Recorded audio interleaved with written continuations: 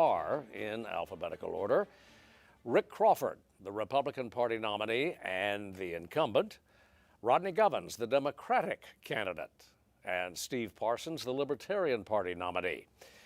Questioning the candidates this hour, Brandon Tabor, news director of KASU Public Radio Jonesboro, Diana Davis of KAIT News, Jonesboro, and George Jarrett of Talk Business and Politics. The rules for our debate: each nominee will have 1 minute to respond to questions.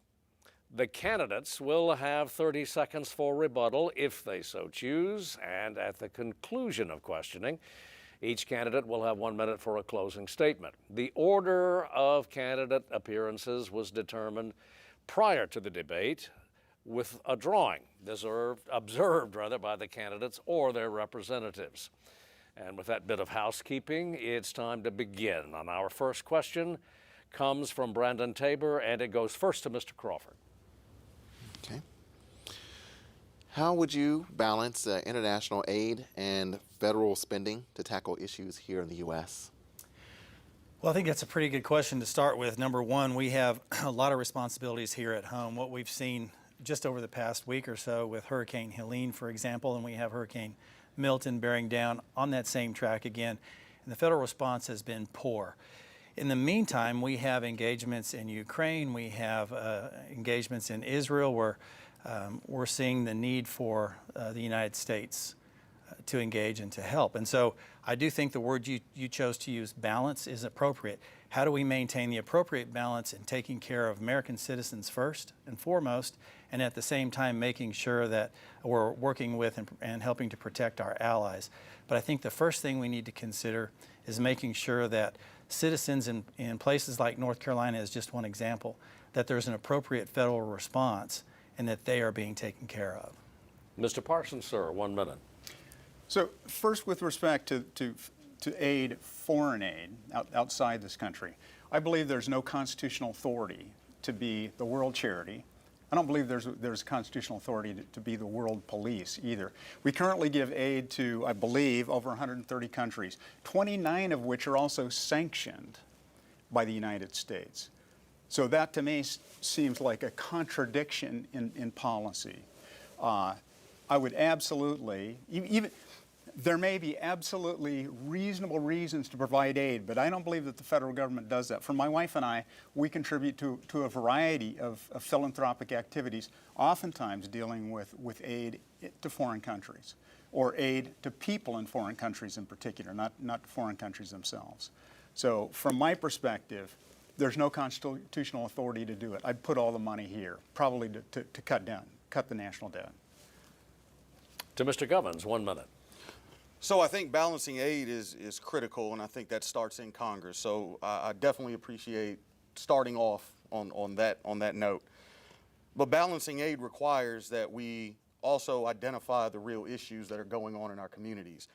And one of the biggest issues that I see is we have a lot of programs here in the United States and in Arkansas specifically that are underfunded. And it's time that we go ahead and we start looking at how much are we really going to put outside of this country without then going ahead and supplementing and funding places like the Department of Human Services, places like the Department of Transportation. I know a lot of constituents that I'm looking to represent are tired of 167 being under construction for over a decade. So it's time that we do go ahead and balance some aid out, and I look forward to working with our counterparts across the aisle and getting that done. It's just amazing to me that we have an incumbent who has cohorts that support blocking aid from FEMA going out. And then here we are looking to balance aid and helping people in disaster relief areas. Back to Mr. Crawford, 30 seconds, sir. Well, I'm not here to account for my cohorts that may or may not have an opinion on where FEMA money goes, but I can tell you this, FEMA money is important in an emergency. That's why it shouldn't be used to house illegal immigrants, and have all the money that was allocated for emergency relief in an emergency for U.S. citizens, and instead this administration has chosen to redirect that money on the front end, using it to house illegals and provide services that should go to American citizens. Mr. Parsons, 30 seconds. Since this has already switched to a FEMA topic, and I'm okay with that, the FEMA should be eliminated. It's highly political in terms of where the dollars go to. It subsidizes people in high-risk areas and to rebuild in high-risk areas. So FEMA is absolutely one of the, and again, this is an instance in which my wife and I donate to disaster relief, but I don't believe that the federal government has the authority to do this, and FEMA does a terrible job. Mr. Govens, 30 seconds. Unfortunately, we all can't rely on philanthropic endeavors and investments from the haves versus the have-nots, and we need FEMA. We need the Federal Emergency Management Association. We need that organization. We need our government to step up and do what's right in times of disaster. And I don't think that when you start looking at the facts that you're going to find any money being diverted to any illegal immigration anywhere out of FEMA. So I think that goes back to budgeting, and I think that goes back to reaching across the aisle and working with our counterparts there in Congress. Diana Davis has the next question. It goes first to Mr. Parsons. A new farm bill has yet to be passed in Congress. This means a lot of uncertainty for farmers in the 1st Congressional District. They are facing decreasing and declining prices for many crops and rising costs for fertilizer. Farmers are saying an extension isn't good enough and that a revision is needed. How would you work to make the next farm bill what farmers need with regard to modern farming practices and international trade agreements? So first, let me put this in historical context. 1933, FDR signed the first farm subsidy bill. In that year, unemployment hit 25%. 200,000 farms were foreclosed upon. Today, we have farm bankruptcy rates which are less than half the national average. Only 2% of farm households have wealth less than the national average, the national median. So to put this in context, you go, it is a 90-year-old program. I'd suggest that this is that the need for farm subsidies is gone. I understand having consistency. Some of the kinds of things we can do for farmers to help is to end the trade war with China and Cuba, cut tariffs, reduce regulations, and I'll talk later, I hope, about some of the other regulation options we have. Since I'm out of time, I will. Yes, sir. I have to go to Mr. Govens now. 1 minute, sir. I think when it comes to fixing our current agriculture issues, we've got to partner with the independent farmer and not these big corporate entities, as some of the farmers along my campaign visits have called them, places like Riceland and Tyson. We need to go ahead and get to the independent farmers on that and develop a coalition to figure out exactly what needs to come back and what needs to get cut. For example, we've got cattle farmers in northern Arkansas that are struggling to go ahead and find a USDA inspector so that they can go ahead and get their cattle taken care of. We have a problem with our rice farmers and a problem with our soybean right now. In Snow Lake, Arkansas, for example, I learned that soybean is no longer subsidized federally. This is a problem for people that farm soybean, and soybean is such a flexible and valuable commodity throughout the entire world. We need to bring subsidies back and partner with farmers just like Herm down in Snow Lake to make sure that we're taking care of our people right here in Arkansas. To Mr. Crawford, 1 minute. Well, there are an awful lot of problems with agriculture that we're not going to be able to dissect in 1 minute, but I will say this. The House Ag Committee did turn out a farm bill. The problem is the Senate has refused to act. And so, to your point, an extension is woefully inadequate. We're under a current extension. Actually, it expired a couple of weeks ago on September 30th, or a little over a week ago. And so that uncertainty that presents to farmers is a real problem. But I would say this, that we need to stop looking at just one side of the equation here and start thinking about the supply side as well as the output. We need to think about, if I could distill our problems in American agriculture down to one word, it would be consolidation. We've seen consolidation that has taken away choice in the marketplace for farmers. That means they have fewer choices on inputs, which increases cost to the producer. We see fewer choices even on the output side, which reduces prices to producers. So if we can tackle consolidation in the ag space, that's a positive step forward. Mr. Parsons, 30 seconds. Part of the problem with subsidies in general is it distorts basic business practices. So for example, farm subsidies will distort your planting choice, your crop choice.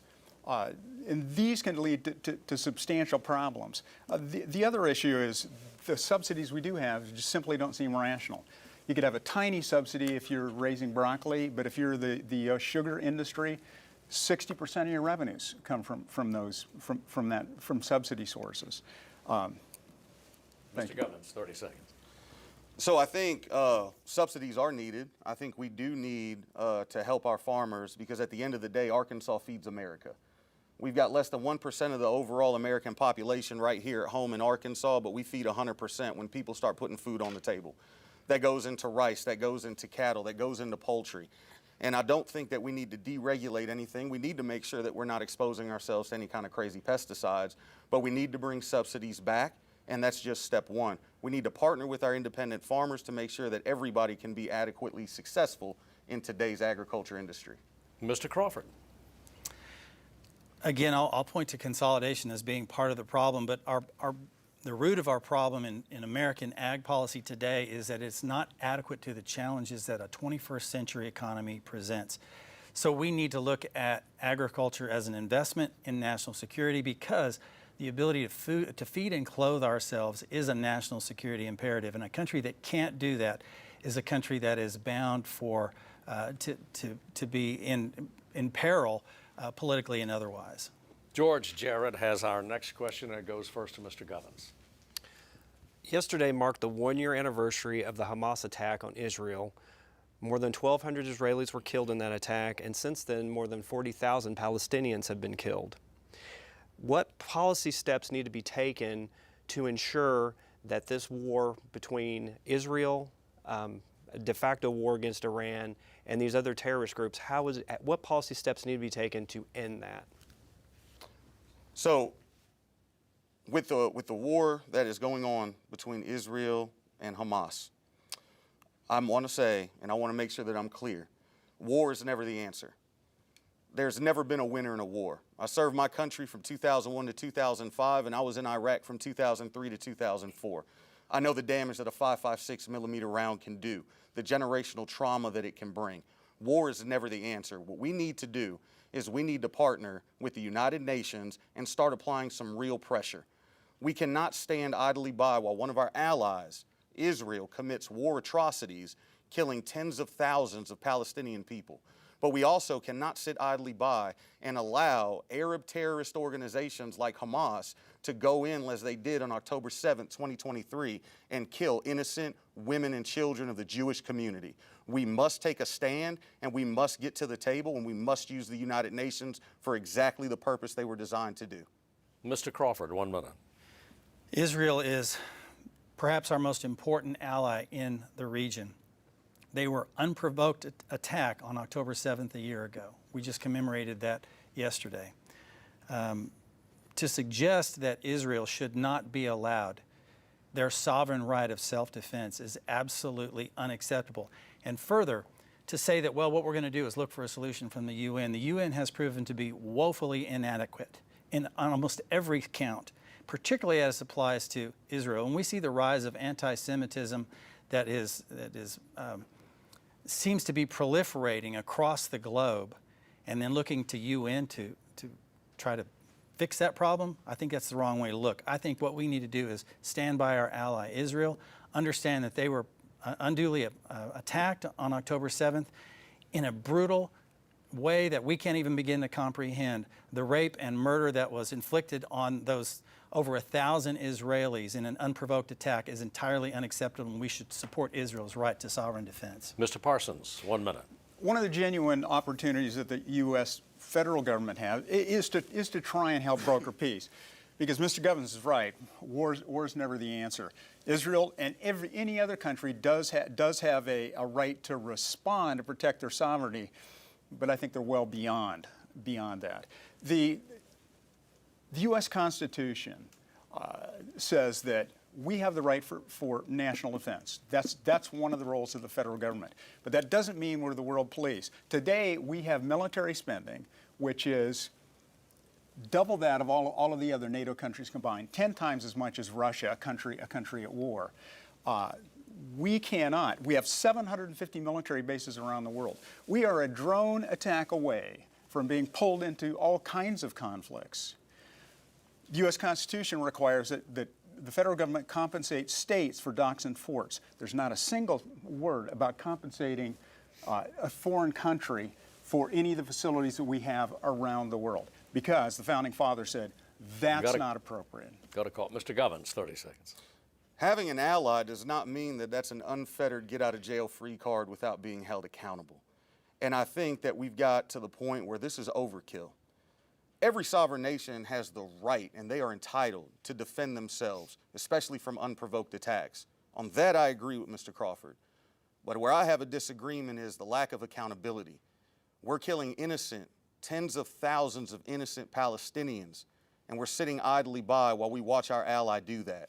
And there's no accountability there. It's time that we take a stand and that we do get the UN involved. Back to Mr. Crawford. I'm not sure where that information you just cited comes from. Then, when you say we're killing, I think that probably you need to rethink the context of what you're saying there. What happened was the attack on October 7th was probably greater in magnitude to Israel based on their population than what 9/11 was to ours. And for us to pretend that this didn't happen and to allow Hamas unchecked to continue to attack Israelis without any accountability is just unacceptable. We need to continue to stand by our ally Israel. Got another 30 seconds for Mr. Parsons. So with 30,000 opponents of Israel, many of them civilians, killed, you have to ask the question, so what is an appropriate response? To me, you can't stand by someone forever. Let's say that the number becomes, instead of 30,000, it's 100,000, or it's 500,000. So any response has to be justifiable and in kind. Thank you. Mr. Tabor has our next question. It goes first to Mr. Parsons. Okay. Well, the opioid crisis is something that is impacting not only the nation, but Arkansas as well. How would you tackle mental health in relation to criminal justice? So there's an important intersection. The United States, here are the three items for intersection. One is substance abuse, mental health, and incarceration. The United States has 4.2% of the world's population, but 25% of the incarcerated population. This has been a two-party failure for decades now. So with respect to the opioid crisis, this is, in general, one of the kinds of things I want to do, any libertarian wants to do, is let's make drugs illegal to the maximum extent possible. Fentanyl is a special topic because most deaths from fentanyl are accidental. You think that it's meth, and now you've overdosed on fentanyl. So I'm putting that in a special category. But there are several studies that have indicated that the treatment is 12 to 20 times more effective, dollar per dollar, than incarceration. We cannot. This is an embarrassment. The incarceration in the United States should be an embarrassment. Got to go to Mr. Govens now. 1 minute, sir. As a court-appointed special advocate, I deal with families that struggle with the cycles of drug addiction every single day. I represent kids in foster care. It is the best job I've never been paid for.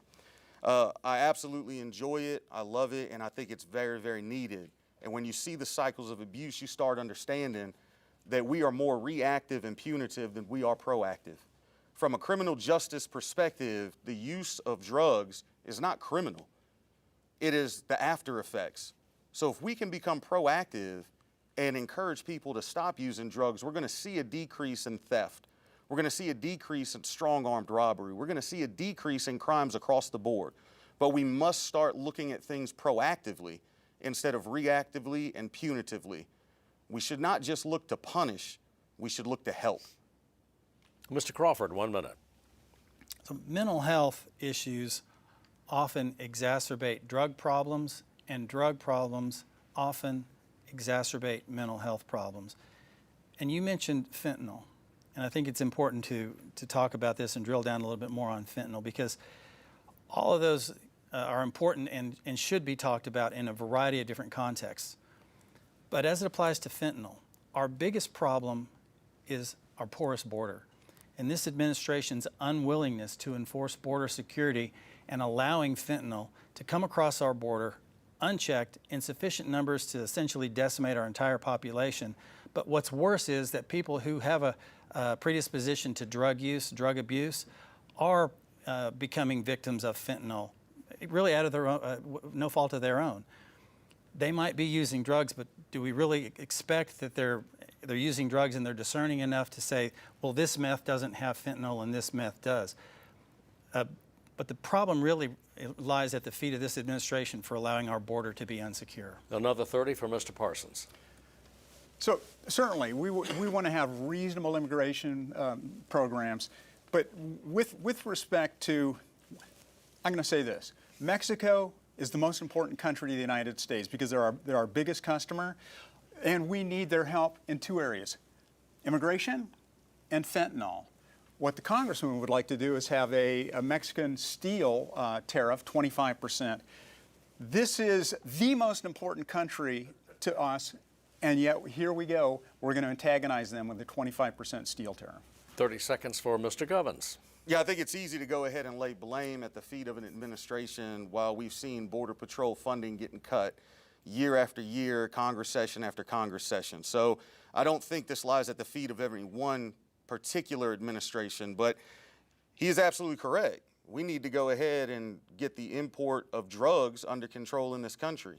And what better way than understanding from a Border Patrol perspective on what tools they need to make sure they can fight that war on drugs. And as somebody who's personally been to Mexico and chilled with the Border Patrol agents down there, I would love to go ahead and propose some of those ideas when I have more time. All right, Mr. Crawford, 30 seconds.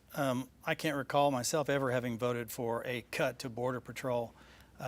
Quite the opposite. But on the back to fentanyl and coming across the border, not only is fentanyl coming across the border from Mexico, but so is dumped steel. So this is a country that is a signatory to the USMCA, the United States-Mexico-Canada Agreement, and yet they continue to be transshipping partners for dumped steel into our market and flood our market with fentanyl. As far as I'm concerned, that requires punishment. Ms. Davis has the next question, and it goes first to Mr. Govens. Do you think Congress is more qualified than a patient or doctor to make reproductive decisions, especially those involving exceptions for abortion, such as in the case of rape or incest, and also issues involving IVF and the storing of eggs?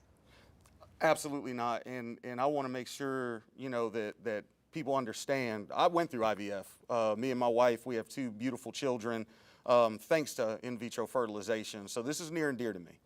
A woman's right over her bodily autonomy should not be a debatable topic here on a debate stage. This should be a no-brainer.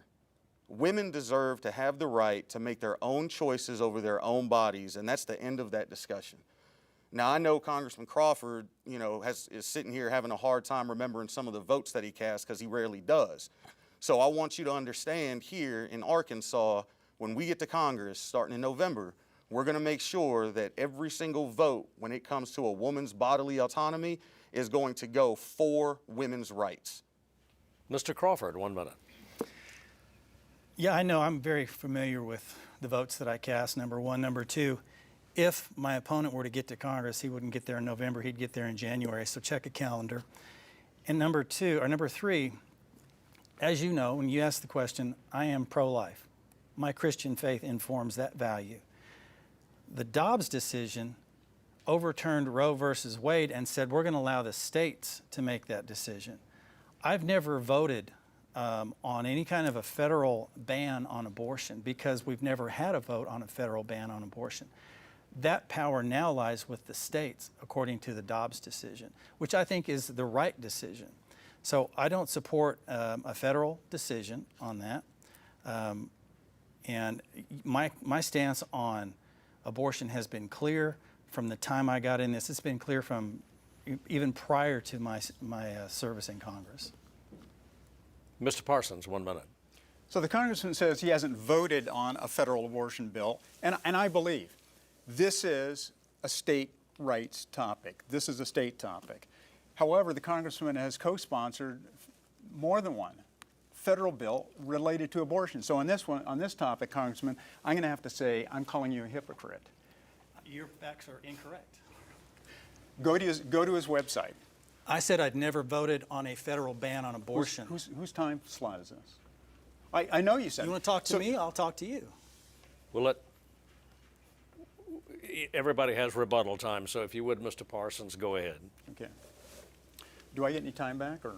Well, So, with regard to the rape and incest issue, I believe that this is a clear one. A woman should have the right. There should be an exception for rape and incest, so I can explain why later. we have to go to Mr. Govens now. 30 seconds from Mr. Govens. So I know it's been quite a while since you've been the incumbent, Rick. Just to let you know, when you check the calendar, there's a transition team that has to start getting you acclimated. So I'm looking forward to getting an early start on the job in November. Now, as far as Mr. Parsons goes, mentioning incest and rape, as a court-appointed special advocate, I've actually dealt with those very topics, representing foster kids in court, going through these trainings. I want to live in a world where there is no abortion, but I live in reality. And until we can go ahead and start honoring our victims of sexual assault, rape, and incest, and stop victimizing women, we need to go ahead and provide them with bodily autonomy at the federal level. Now, back to Mr. Crawford. 30 seconds, sir. So, again, to clarify, there has never been a bill in my tenure in Congress to ban abortion, a federal abortion ban that's been talked about. And I haven't voted for that. I have voted on provisions that deal with that issue. But, you know, the gestures from my challenger over here obviously are not rooted in fact. Yes, I am pro-life, and I will not apologize for that. I have made exceptions for rape, incest, life of the mother. It's as clear as that. The record shows that, and that's where I stand. And Mr. Parsons, another 30. So 2 years ago in the debate, I thought it was dancing without the stars the way the congressman danced around the question about whether there should be an exception for rape and incest. At least now it seems like he's a little more obvious, a little more clear. But still, to suggest that it's a state issue and then to co-sponsor multiple federal abortion bills, to me, appears to be hypocritical. Thank you. Mr. Crawford gets the next question first, and it comes from George Jarrett. Former President Donald Trump has made some erroneous claims recently that FEMA is running out of money because the money is being spent on immigrants. There's a common sense question here if we're having this debate. Does FEMA need more funding at the federal level, and do we need to spend more money dealing with immigrants? I'll answer that in just a sec. The incorrect again from Mr. Parsons. If I have voted on federal legislation as it applies to abortion prior to the Dobbs decision, since the Dobbs decision was ruled on, it has relegated that to the states. Now it's a state's issue, and that's where it should be. On this issue of FEMA, I'm not sure where the facts come from where you say that FEMA has not spent money on immigrants' housing and providing services. That's true, it has. In fact, the White House has acknowledged that they've spent money to that effect. This is a problem because FEMA should reserve that money to protect American citizens because that's what it's for. Protecting immigrants that have crossed the border illegally, I think, is a gross misuse of taxpayer dollars as it applies to taking away from FEMA to house illegals. When now we see in North Carolina, there's housing crisis that Mother Nature wrought on places like North Carolina, East Tennessee, South Carolina, Georgia, Florida, and we have another one on the way. Yeah, got to go to Mr. Parsons. 1 minute, sir. So with respect to immigration, what I want to do, and this is a topic that's been failed by both parties. This is two-party failure with respect to immigration. What I want is to streamline the process so that you can bring legal, law-abiding immigrants to this country. And to do that, there are a variety of things we can do. First, we can streamline the bureaucratic process, get rid of the red tape with respect to temporary workers. We can eliminate tariffs so that people in other countries, south of the border, for example, can retain their jobs and don't have to come to the United States. But let's be clear. I want, if somebody has committed a crime in the United States, regardless of whether they're an immigrant or not, I want those people to be prosecuted. But I want a clear process where we can streamline and bring immigrants into the United States. Thank you. Mr. Govens, 1 minute. Yeah, I think the claims are erroneous, and I'm glad they came back up. Now, as far as immigration goes, because we keep going back to immigration, when there is a force majeure event, when there is a hurricane, when there is a tornado, when there is flooding going on in the community, I have never, ever seen or known a National Guardsman to ask, are you an American citizen before I pull you out of this boat and provide you with food and water that you might need? FEMA definitely needs more money, and federal emergencies happen. We need to go ahead and prepare for that as best we possibly can. As someone who was in telecommunications for 20 years, I've had to prepare for multiple force majeure events that I knew were coming along the East Coast at every single data center with Time Warner Cable. I had to prepare in the Gulf of Mexico with Earthlink, and I'm proud to say that I had to prepare with Windstream for multiple years there as well. It is far time that we go ahead and actually produce the funding necessary to take care of American lives and human lives in general. I have to go back to Mr. Crawford now. 30 seconds, sir. We have a responsibility in this country to take care of American citizens. We have an administration that has laid out the welcome mat and said, anybody that wants to come in here can come in here, not through the door, but right across the border without any registration, without any consequence. It's a felony to come across the border into the United States. That's the law. And my colleagues have agreed that we need to enforce the law, but they seem to disagree that we shouldn't support American citizens with money that's been allocated for them from FEMA. 30 seconds, Mr. Parsons. So back to FEMA. Let me reiterate what I said earlier, and that is FEMA is highly political, so where the dollars go is political. But more importantly, it distorts decisions about where people live and what they do. FEMA money disproportionately goes to areas that have, or coastal areas that have high wealth areas. And it is reinforcing the decisions by people to remain in high risk areas and rebuild in those high risk areas. Mr. Govens, 30 seconds. We can continue to focus on all the negatives of FEMA because there's going to be a laundry list. Or we can start coming up with some real solutions on how to fix things. And one of the biggest things is to provide the resources necessary so that FEMA can be successful. And in the event that it is not successful, that's when you start holding accountability. Right now, FEMA is woefully underfunded. Right now, we've got humanitarian issues across North Carolina and soon to be Florida.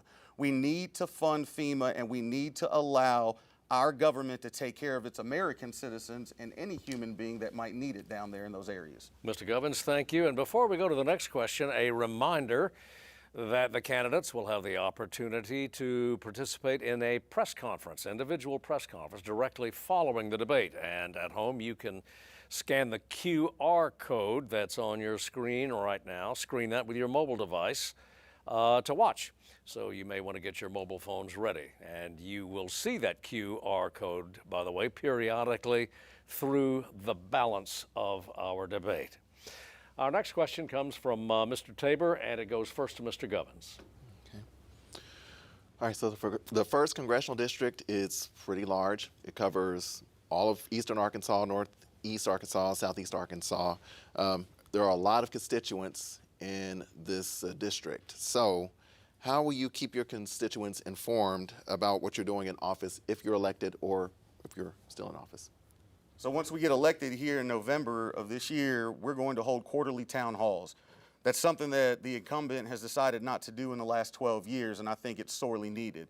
We need to know who our congressional representation is. We need to know who our state representation is. And it's hard to do that when you don't have town halls and you don't have a presence. Sending a delegate to a fish fry is not a presence. We need a congressman who wants to represent your voice in D.C. We need a congressman who understands the issues, like Helena, West Helena being without water 4 times this year, like Elaine's water tower being one of the top 6 worst in the entire country.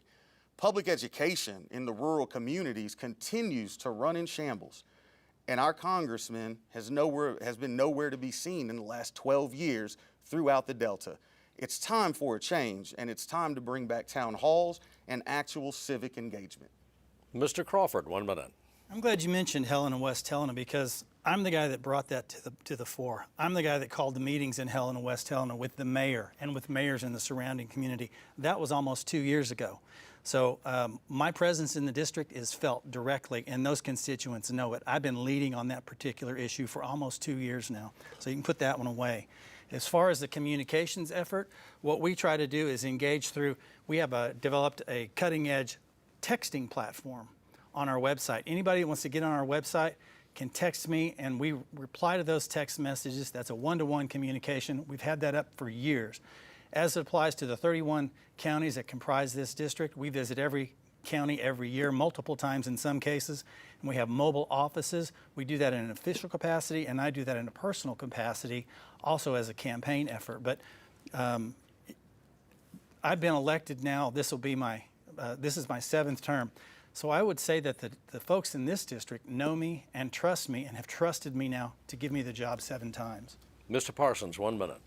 So I think it is personal presence, whether it's a town hall or some other form, and social media, electronic presence are both likely to be important. I'm going to take this point, however, to say thank you to everybody who's been responsible for putting on this debate. It's particularly difficult as a third party to have your platform exposed at all. So thank you. Certainly greatly appreciate this. I am going to have to go back to the one statement by the congressman. He has co-sponsored federal abortion bills. So this is a technicality. Sure, he may not have voted on one, but I can't imagine that you would co-sponsor a bill that you didn't intend to vote on. I believe it is a state issue. And part of the reason you want to have an exception for rape and incest is because now if you don't do that, it has nothing to do with taking responsibility for your actions. Mr. Govens, 30 seconds. No, and I'm glad that you say you brought that to the floor and you worked with the mayor down there in Helena, West Helena, because according to the people, you never come around and you're never there, Rick. So where's Rick seems to be a common theme throughout the Delta. And in addition, I know after the 3rd time Helena, West Helena's water system went out, we paused our campaign and we brought water down there for a water drive. And while we were doing that, you were in Harrison, Arkansas doing a book signing. So I appreciate the presence that you're providing to the people of Helena, West Helena, but I think they deserve better. And back to Mr. Crawford. Well, I'd like to welcome you to Arkansas. I'm glad you think in 7 years of living here that you've got an answer to all the problems that exist here in the Delta region, which is an important part of this district. The folks in the Delta region know me, have known me for years. I don't know how in the world you think that you can come in here and suggest all these problems when you're fairly fresh to the landscape. But let me tell you this, and my constituents know it. I work hard for my constituents from the Delta all the way up into the Ozarks, regardless. I don't ask what your political persuasion is. When people stick their head in the door of my office, we offer solutions. Mr. Parsons, 30 seconds. So for Congress in total, there are a large number of topics that could have been solved, could have been dealt with. This has been two-party failure for a long time. In this case, for the last 14 years, it's Congressman Crawford. But again, virtual electronic communication and in-face communication both are important. Thank you. To Ms. Davis now, first to Mr. Crawford. There are at least 30 medical marijuana dispensaries in Arkansas, and yet it's still against federal financial rules for banks to do business with marijuana businesses. This issue has left banks trapped between serving the needs of their communities and the threat of federal enforcement action. The Secure and Fair Enforcement Regulation Banking Act, better known as Safer Banking Act, has repeatedly stalled in the U.S. Senate. What would you do to resolve this issue? Well, I think at the root of the problem is the fact that we have legalized marijuana. And as long as that's what the state has voted to do, that's the law, but we still have a problem with the federal law. And so what amounts to a problem that would may be viewed as laundering money for banks that want to engage in financial services with medical marijuana clinics, or possibly, if we go down the road of having recreational use in Arkansas, that problem would be even worse. And so unless and until we change that federal statute to get that off the schedule, this is going to be a problem for bankers. You didn't ask me what my opinion was on marijuana use, medical marijuana or recreational use. I'm not going to go down that road. I think you can probably infer from context here what my position is. But the problem that we have is we haven't even looked holistically about what the problems are with legalizing marijuana. On the one hand, we say we don't want our kids smoking, but on the other hand, we're saying it's okay to smoke marijuana for a medicinal purpose, when what we ought to be thinking about is, if we're going to use it for medical purposes, we ought to think about extracting the THC and use it in pharmaceutical grade. Got to go to I've Mr. reached the end of my time. I have to go to Mr. Parsons. 1 minute, sir. So, first, think about the constitutional authority. The Ninth Amendment to the U.S. Constitution is sometimes called the Enumeration Clause. It says that if a power, and this is, I'm going to be combining the Ninth and Tenth Amendments both together.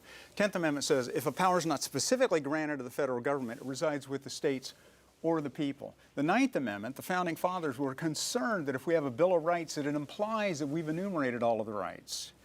The Ninth Amendment says, no, we have not enumerated all of the rights, and therefore, from my perspective, the Ninth Amendment in essence says everyone has the right to make a decision as long as it doesn't cause obvious harm to another person. It is in essence the right to make mistakes, so to speak.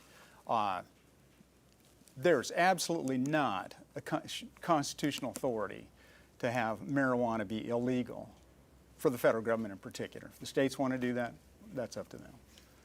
Mr. Govens, 1 minute. There are too many studies that show the medicinal benefits of marijuana and cannabis. Cannabis, I'm going to use that term specifically. Cannabis has been shown to limit seizures in epileptic children. It's been shown to help PTSD sufferers like myself. It has been shown to be so beneficial from a medicinal purpose, yet we still have it as a Schedule I narcotic according to the federal government. We need to go ahead and remove that and allow banks to start doing business and injecting that capital and making those investments, so that if a state like Arkansas decides to introduce recreational marijuana in addition to the current medical marijuana that's allowed, that we can go ahead and start reaping the tax benefits, rebuilding our schools, and injecting some money into some sorely underfunded programs like the Department of Human Services, Department of Child Family Services, our Department of Transportation right here at home. Mr. Crawford, 30 seconds. Yeah, again, I think that the federal statute prevents bankers from engaging in those transactions. It's problematic. It creates security issues for those medical marijuana clinics potentially, because they may be standing on stacks of cash. That presents a security problem for them. So if we're going to address this, it has to come from the federal level.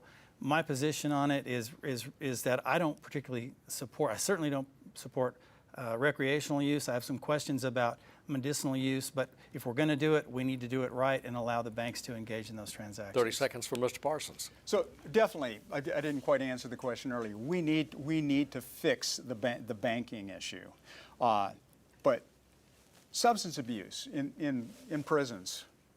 Depends on the numbers you're looking at, whose study it is, but up to 85% of those who are incarcerated have a substance abuse issue, and you're way better off to treat it. Making this a criminal event, to be a real crime, you have to have identified who the victim is, and did the victim file a complaint. Not true for marijuana. Mr. Govens.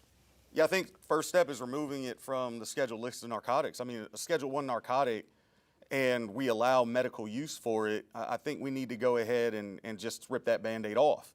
That would allow banks to go ahead and inject some capital, that would go ahead and bring to the floor multiple different ideas on how we can go ahead and structure some capital investments in the private sector from a legislative perspective.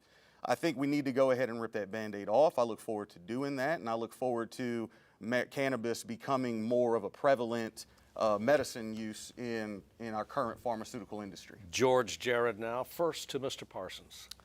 Illegal immigration has been a major problem over the last several years, and in fact, it's probably been a problem for decades, if we're going to be honest about it.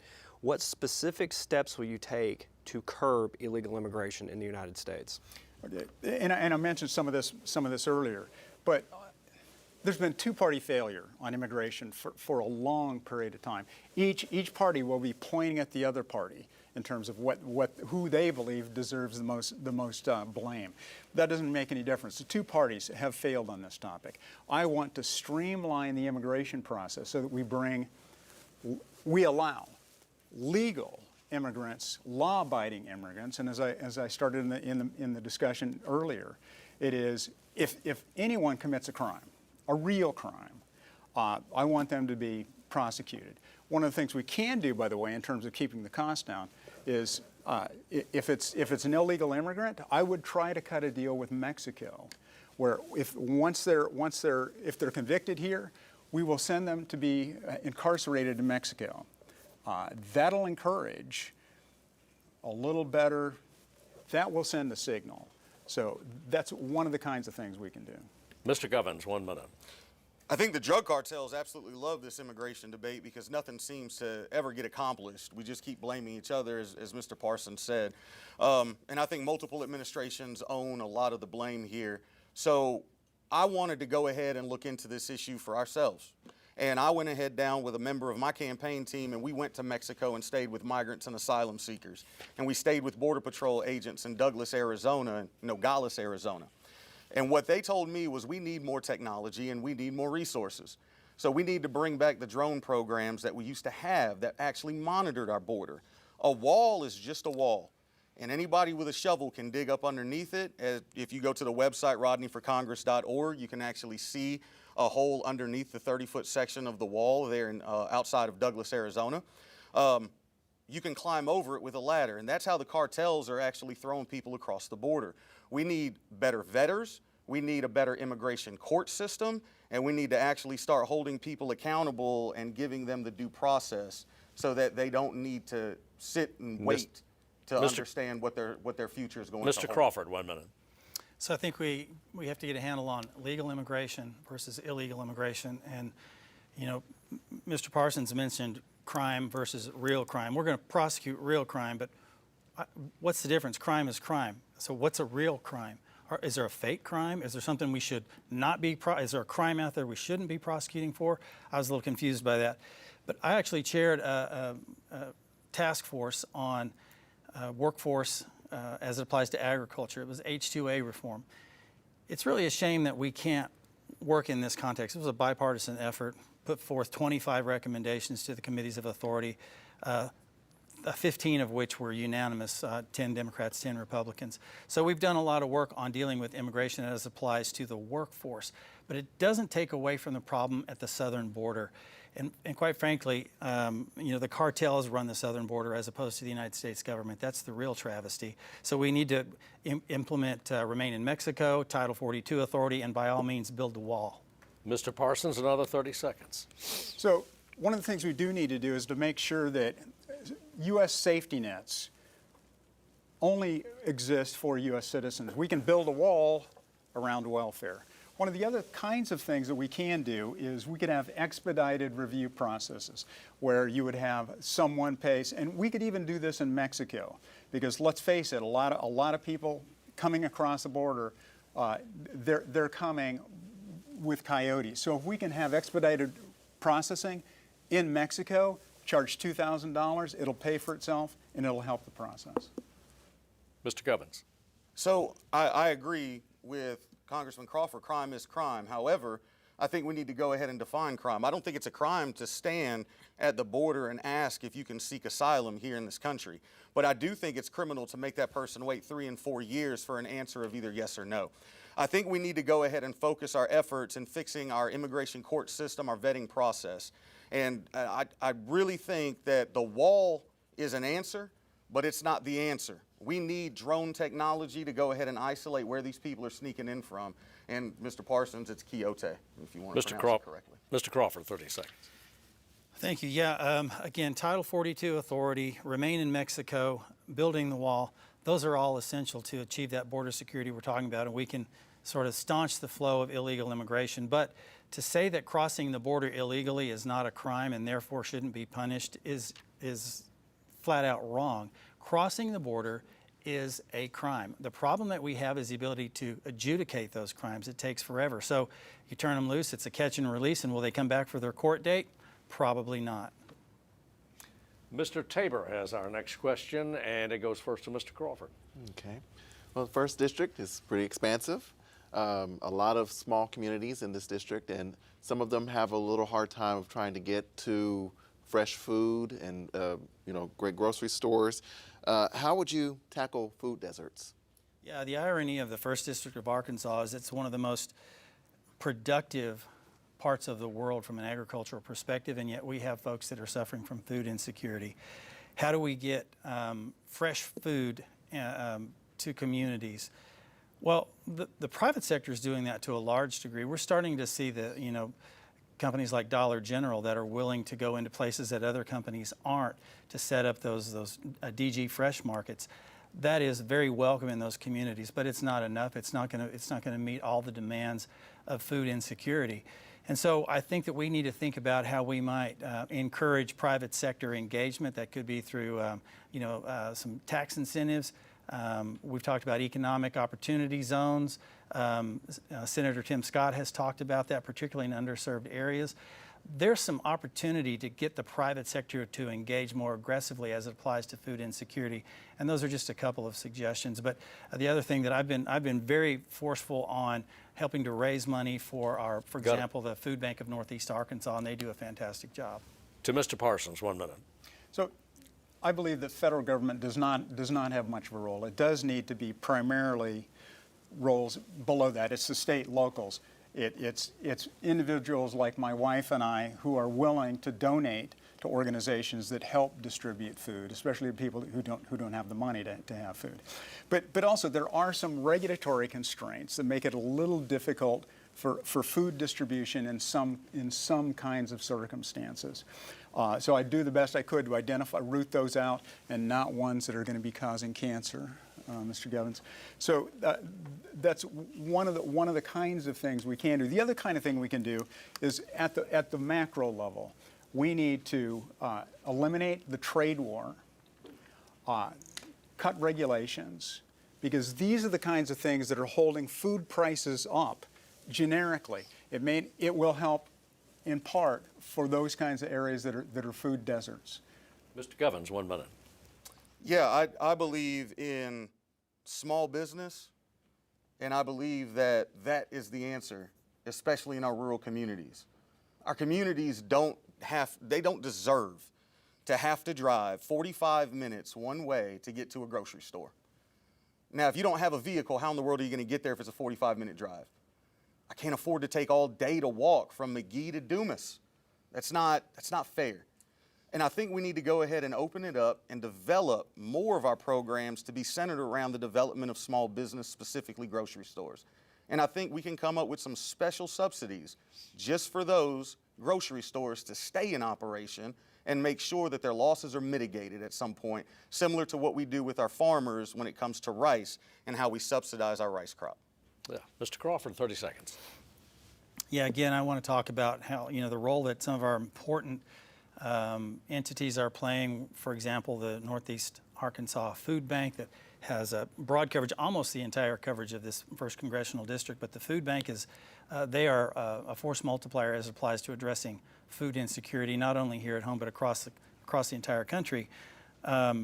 And so that's important that we continue to support that. But again, the private sector can do an awful lot of the heavy lifting here that supplements the support that's already there at the federal level. Mr. Parsons, 30 seconds. So again, this is primarily a private enterprise activity, and I just want to have the federal government stand back. It's tempting, I know, to say we need a subsidy here, we need a subsidy there. With a $35 trillion debt, we don't have the money to provide subsidies to all of the good things that you'd like to see done. And by the way, a real crime is one where you can identify the victim. It's property and violent crime, where you can identify the victim and the victims file a complaint. To Mr. Govens now. I am ecstatic that the Northeast Arkansas Food Pantry is doing well, because the St. Francis County Food Pantry is not. And multiple food pantries throughout the 1st Congressional District don't get the same amount of donations as the Northeast Arkansas Food Pantry. Mariana struggles, St. Francis County struggles, Lone Oak struggles. It's time that we don't sit here and try to use food banks as an excuse. We need grocery stores and we need access to healthy, nutritional food. at our fingertips as you get in the big metro areas, and we need it right there in rural Arkansas. Call time now, gentlemen. This concludes the question and answer portion of this evening's debate, or of our debate. Time now for closing statements. Each candidate gets 1 minute, and we begin with Mr. Parsons. So 97% of incumbents in the House of Representatives win their race. You might think that makes your vote unimportant. That actually makes your vote more important, because as a Libertarian, as a third party, if I can get 4% of the vote, I should be able to we can send a message that business as usual, big government as usual is no longer acceptable. You can't do that by voting for Mr. Govens, because it's going to be lost in the 22 to 25% of the vote he's going to get. If you are tired of the hyper-partisan bickering, if you're tired of the pro-wrestling style political theater, we can send a message. If you think you can run your life better than the federal government, we can send a message. If you want more liberty and less government, we can send a message.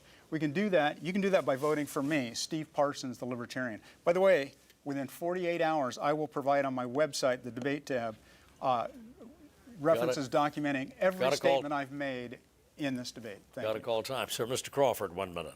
Thank you. And thank you all for being here, and thank you for tuning in and watching. I've gone through this process many, many times. I enjoy coming down here and having the debate. Steve always does a good job. We always have a really good bunch of questioners here. Here's what I'm thinking about. You know, this job requires a lot of travel. As you know, our capital's in Washington, so I have an opportunity to fly. And if you've flown very much, you probably know that you get a safety briefing at the beginning of the flight. And one of the things they'll tell you is if the airplane starts to lose cabin pressure, an oxygen mask will fall down in front of you. And the flight attendant will tell you, secure your own mask before you attempt to help anyone else. If you can't breathe, you're no good to anybody else. That's kind of a metaphor for our country. We're on a plane right now that has lost air pressure, and the mask is in front of us. We need to be able to breathe before we can help the rest of the world. We need to start putting Americans first and all of their welfare, and then we can be a good neighbor to the rest of the world. Thank you, and I appreciate your vote. Thank you, sir. And to Mr. Govens, 1 minute to close. You've heard a lot here today, and we didn't really have a lot of time to get into all the details of it, but you've got a lot of fear that's going on right now, a lot of uncertainty, and we've got an incumbent who preys on that fear. We've got an incumbent who says he goes down to Helena, West Helena, yet everybody that we've talked to knocking over 8,000 doors has never even heard of him. We've got water system failures in Helena, West Helena, and we've got a water tower failing in Elaine. We've got cattle farmers struggling in northern Arkansas, and we've got rice farmers and soybean farmers right here across the Delta that are struggling to make ends meet. It's time for a change. Now, that change can't come if we continue to vote in the same feckless leadership every single election. The only way that changes is with you at home. Cast your ballot for a new voice, a voice that you know you can trust, a voice that knows Arkansas, even though he's only been here for 7 years. A voice that represents kids in foster care, and as hard as he represents kids in foster care, he's going to advocate just as hard for you at home. I have to call time. Gentlemen, we are out of time, and we thank all three of you for yours and participating. Also, our thanks to our panel for their questions. You can watch this and all Arkansas PBS debates on demand at the Arkansas PBS YouTube channel, on the PBS video app, and on our website. Again, the candidates have been invited to participate in individual press conferences immediately following this broadcast, so you can continue to watch our live stream at myarpbs.org/elections or by scanning the QR code that's on your screen right now. Thanks again to our candidates and to our panelists for participating, and to you for watching. Election Day, November 5th. Make your voice heard.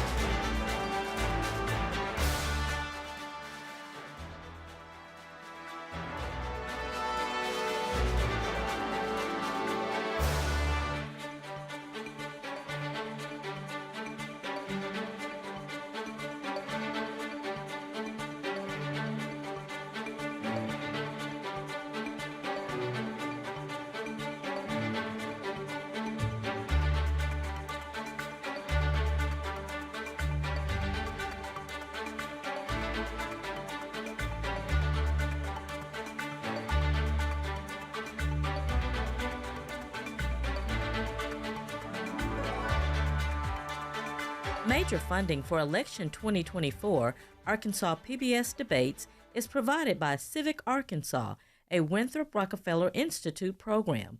Additional funding provided by the Arkansas State Chamber of Commerce.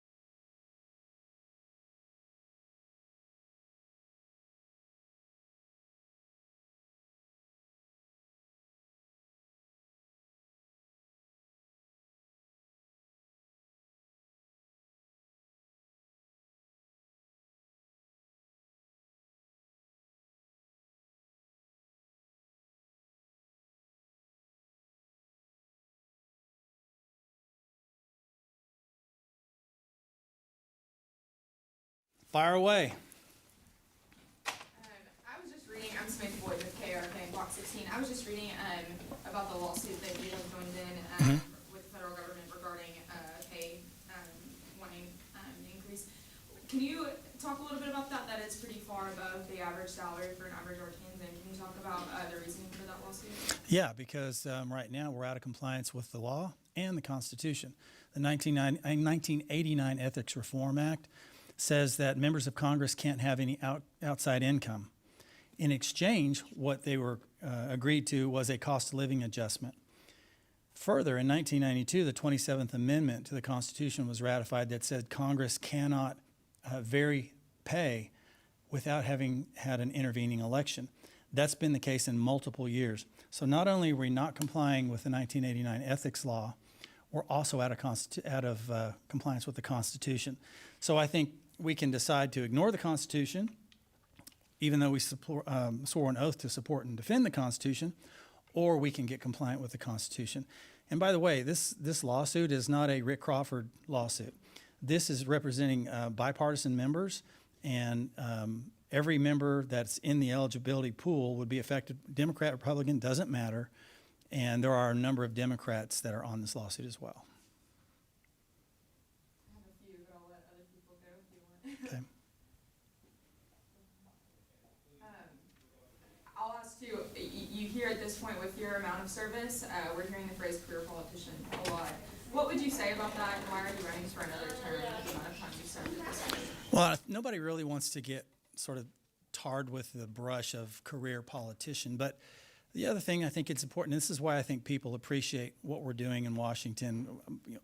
When I say we, I mean my staff and myself, and not just the staff in Washington, but I can't say enough about the work that the staff does here, is that we're able to provide either a buffer between the federal government and constituents, or in sometimes a conduit, if necessary, between a federal agency and constituents.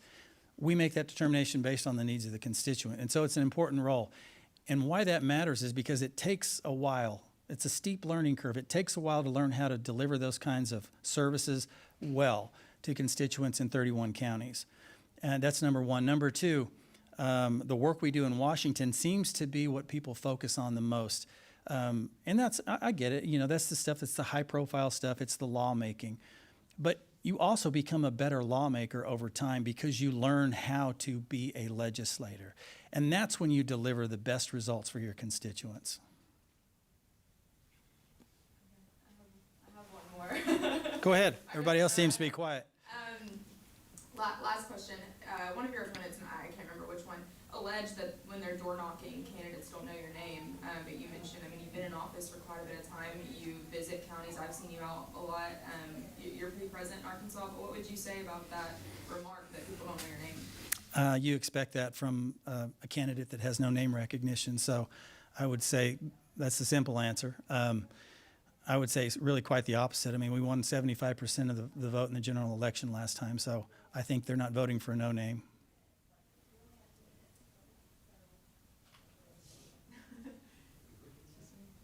Any more? No?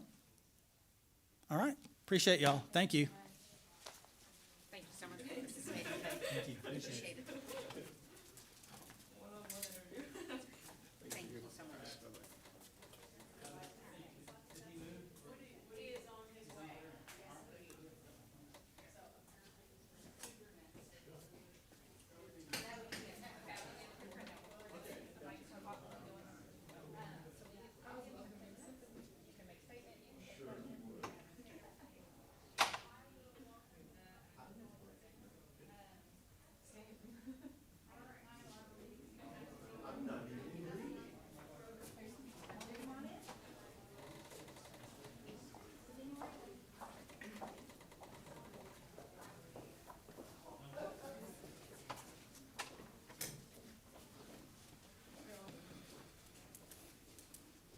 I'll go first. I have a question. I was just asking Congressman Crawford about the lawsuit. I'm not sure if you're familiar with it. He has joined a bipartisan lawsuit.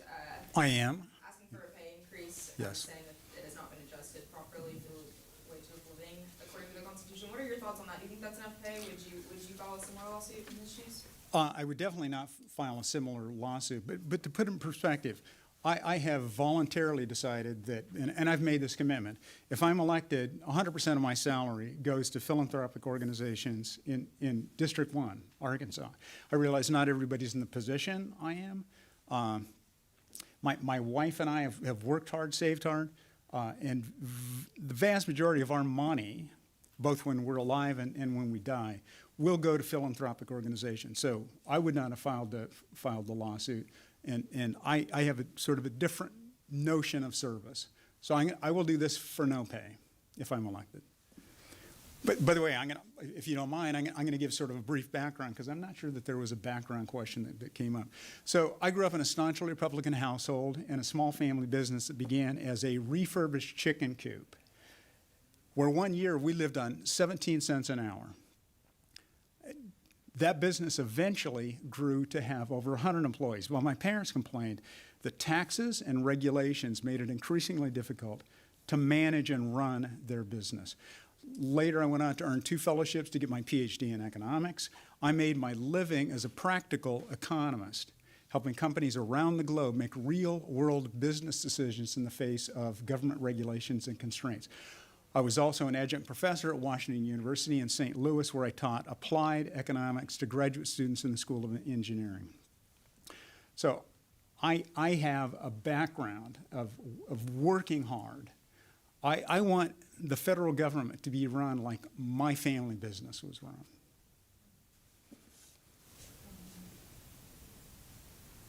Wow, that stopped all the questions. Well, I mean, I have one last one too. You alluded to challenges that you face running as a Libertarian candidate. Yes. Campaigning. Yes. What challenges do you have that others may not have as a Republican or Democrat? Especially compared to an incumbent.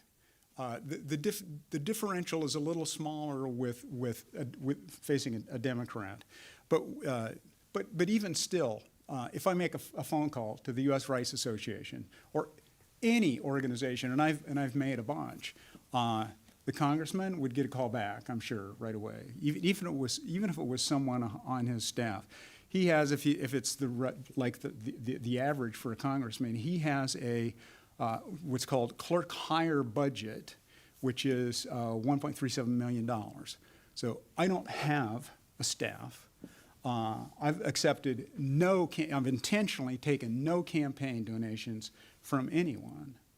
But third parties simply have a harder time in getting much of a presence compared to the 2 parties that exist. How are you taking no campaign? Partly, I don't want to feel beholden to anybody. And also, I believe that this, I think that this should be run, so I'm going to put it in historical perspective. In the early part of the history, the constitutional part of the United States, this was, congressman was a part-time job. Originally it was a 3-month job out of the year. That should not have been your real job. Then it became a 4 or 5-month job. And over time, it had simply exploded, despite the fact that we already have a lot of laws on the books. So for example, this last year, the Congressional record there are over 90,000 pages of new and proposed regulations. The federal government has simply exploded, and the U.S. Constitution suggests that should not be the case because the 10th Amendment in the U.S. Constitution says if a power is not specifically granted to the federal government in the Constitution, that power resides with the states or the people. The 9th Amendment says that the Founding Fathers were worried about having a Bill of Rights in general. So because it would imply that we've listed all of the rights. The 9th Amendment specifically says this is not a list of all of the rights. There are other rights for people besides those that are listed in the Constitution. So for example, there's no constitutional right to drink alcohol.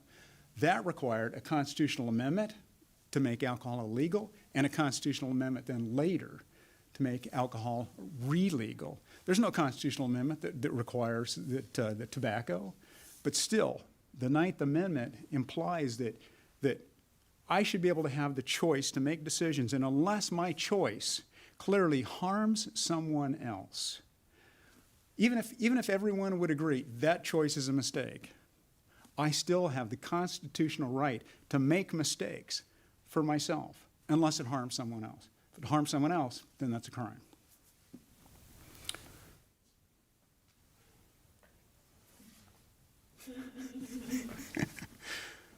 No one else?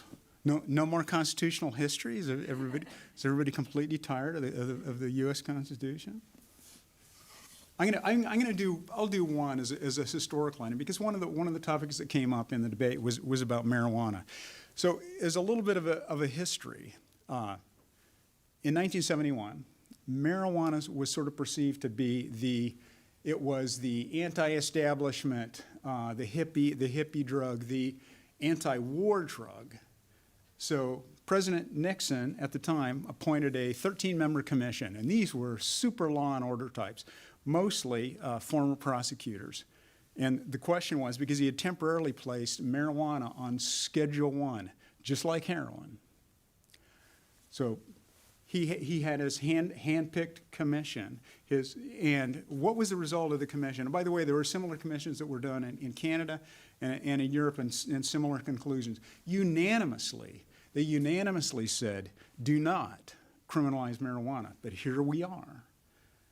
How many years later? Since 1971, it's more than 50. It's 53. But people, I think, especially younger people, have this tendency to think it's always been this way. Marijuana's always been illegal, but it's not. So this country has a long history of freedom, but freedom slowly erodes, especially as the federal government gets bigger.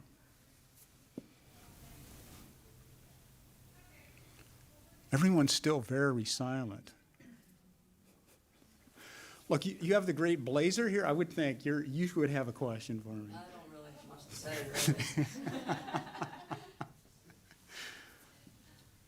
really. Any other questions? Okay, so I'm really just here to try and represent personal liberty, to make less government, more liberty. That is the fundamental part of libertarianism, and to require a plain reading of the plain language of the U.S. Constitution. Not a lot of revisionist notions about what the Constitution says. Anyone can pick up a copy of the U.S. Constitution. I have copies everywhere. I have a copy in each of my cars. I have one in my gym bag. People are sometimes amazed. You go, we have a constitutional debate? Let me pull this out of my gym bag.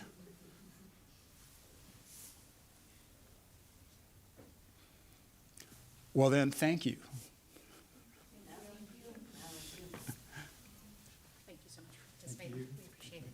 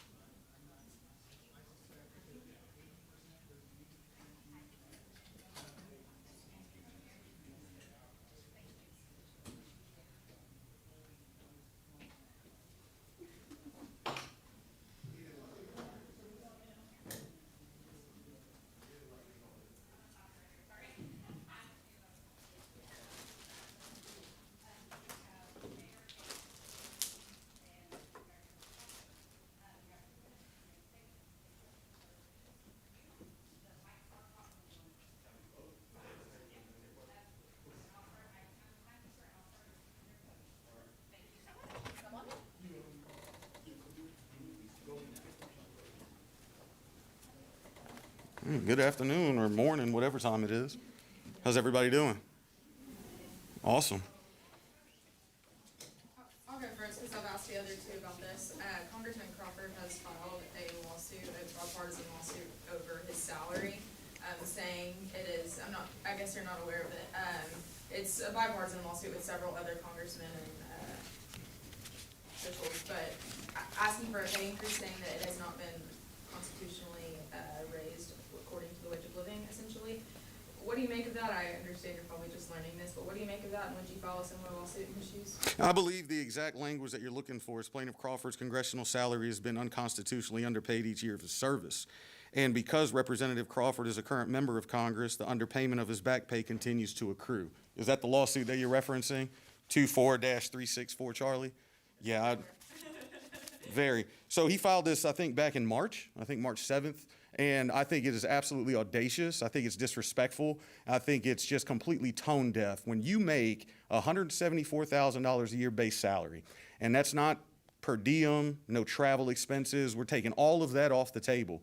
$174K is 5 times the average income across the 1st Congressional District individually at $33 grand a year. It is over 3 times the average median household salary at $56K.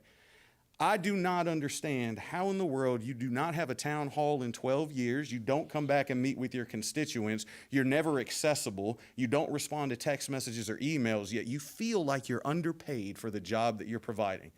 I don't believe in these kinds of lawsuits. I would never file one of these. I believe public service is exactly that, service to the public. And my first day in Congress, and I know Congressman Crawford tried to correct it, but I like to get an early start on things. I'm going to start putting out feelers and asking Congress to take a pay cut, not a pay raise.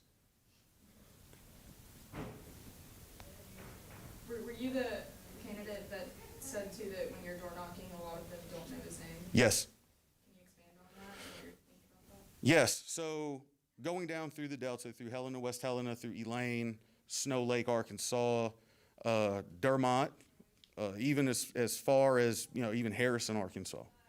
And I know Harrison and Boone counties in a weird situation because of the redistricting, right? But all throughout, the common theme that I always hear is, where's Rick? Where is this congressman that you talk about? He has offices, and if it's anything similar to the office that he has in Cabot, Arkansas, which is 2 minutes from my house, he's never there. He hasn't been there in the 8 years that I've lived here in Arkansas. He's never coming home. He's never addressing his constituents. He shuts off his public commentary. So when I go and I ask these questions, do you know who your current congressman is? 99.999% of the time, I get told, no, I don't know who he is.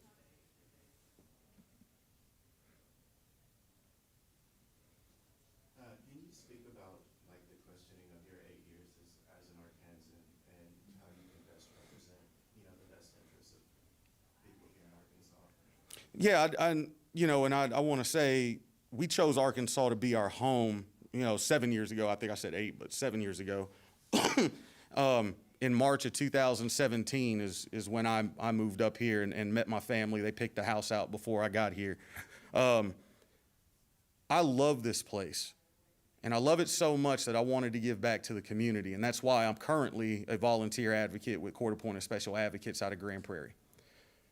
I've gone around and in telecom making sure that places like Eudora, Parkdale, Portland, Humnoke, Carlisle have more than adequate broadband internet. We actually got fiber to the home internet out there, and that's when I was working in the telecom sector. Arkansas is so special to me that I make sure to bend over backwards to serve my community and make sure that, number one, we don't forget about anybody that doesn't have a voice, and that we stand up to all the hateful rhetoric and bigotry that's been going on and plaguing us for decades now.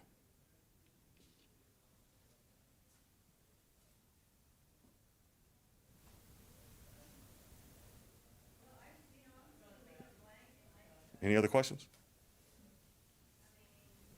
I either did a phenomenal job or a terrible job.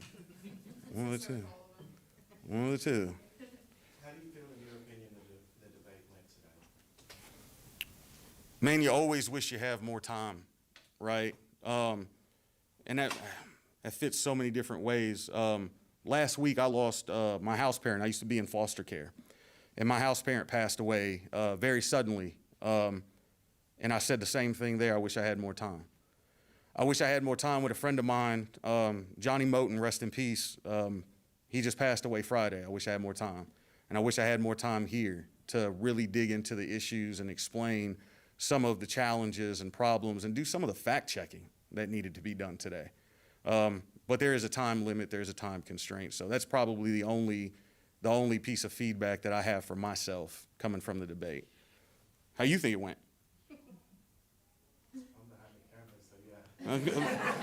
You got an opinion too now. I need to know because you're producing this stuff, right? What do you think the strongest opposition was for you? The thing you probably disagreed with your opponents the most? Man, you're making me pick one? Yeah, we did that yesterday. Okay.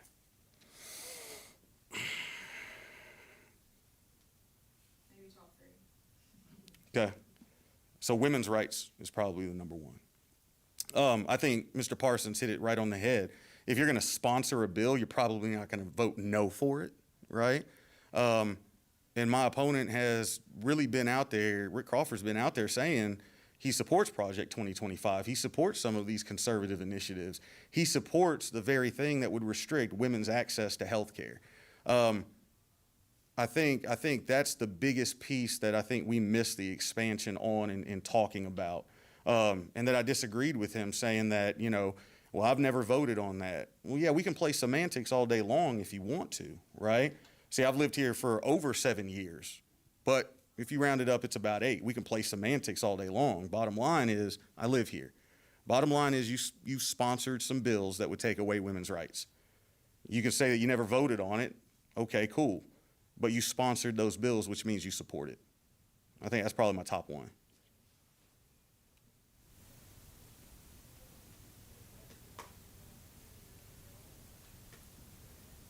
Anybody else got questions? All right. Well, I thank you for your time. Thanks, everybody. Thanks, y'all. Thank you very much for participating. We Thank really you. appreciate it.